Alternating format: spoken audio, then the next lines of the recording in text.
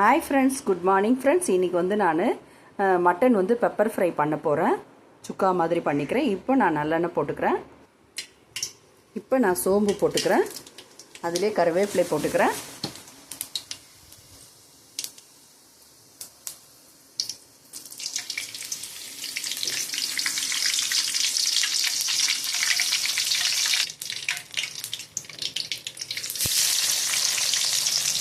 இப்போ நான் வெங்காயம் போட்டுட்டேன். சும்மா நான் ஒரே ஒரு வெங்காயம் தான் போட்டிருக்கேன், நிறைய போடக்கூடாது. தக்காளி போட்டேன்.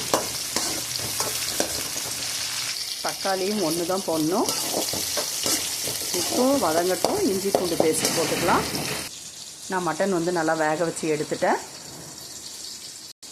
நான் வந்து மிளகு, சோம்பு, ஒரு பட்டை, 4 லவங்கம், தனியா, கொஞ்சமாக மஞ்சள் தூள் போட்டுக்கிட்டேன்.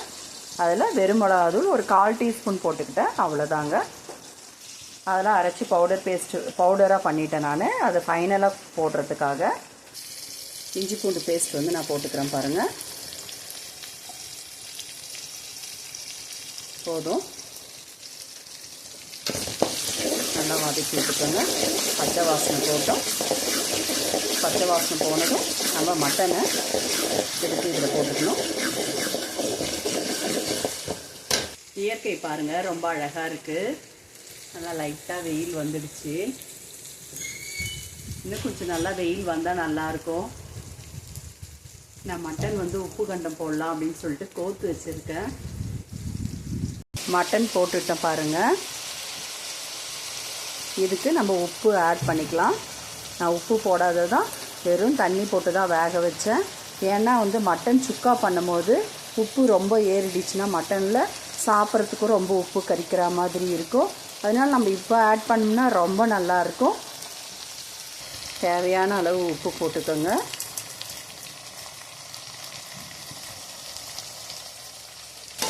கலரி விட்டுக்கோங்க.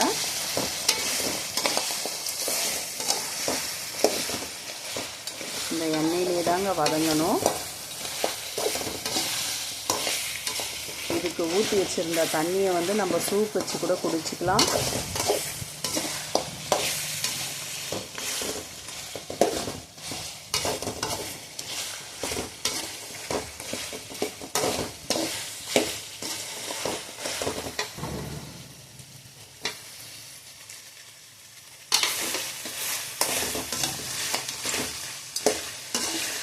இப்போ வதங்கிடுச்சு.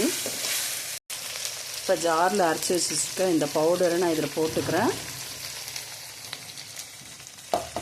கலாரி விட்டுக்கலாம்.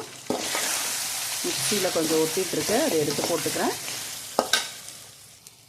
எப்படி இருக்குது பாருங்கள், பார்க்குறதுக்கு அப்படியே சாப்பிட்ணும் போல் இருக்குங்களா? வாங்க ஃப்ரெண்ட்ஸ், சாப்பிட்லாம். இப்போ அந்த தண்ணி நம்ம எடுத்து வச்சுருக்கோம்ல, அதை சூப்பாக வச்சு கொடுக்கலாம் அப்படின்னு சொன்னேன். வேணுன்றவங்க இதில் கொஞ்சம் கொஞ்சமாக ஒரு ஸ்பூனாக விட்டு பொறுமையாக கொஞ்சம் வதக்கி சாப்பிட்டோம்னா ரொம்ப நல்லாயிருக்கும். இப்போ நான் வந்து ஒரு 1/4 டீஸ்பூன் இல்லைன்னா ஒரு 1.5 டீஸ்பூன் வந்து நான் கர்டை ஜாயின் பண்ணிக்கிறேன்.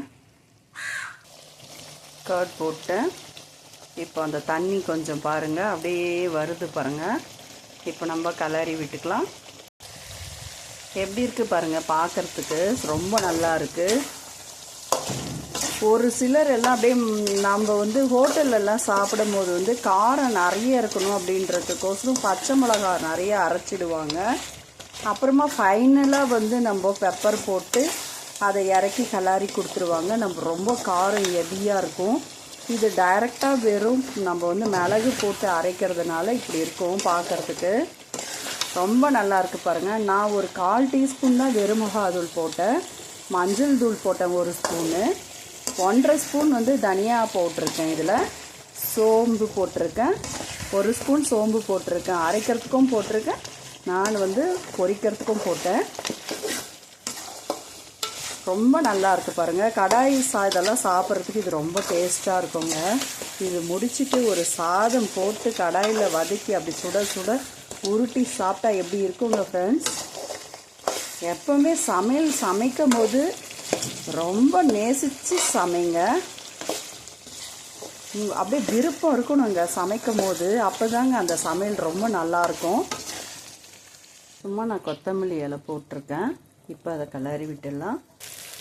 மட்டன் சுக்கா ரெடி ஆயிடுச்சு.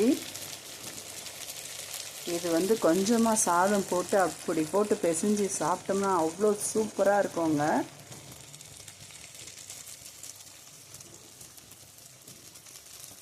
வாங்க ஃப்ரெண்ட்ஸ் சாப்பிட்லாம். தேங்க்யூ.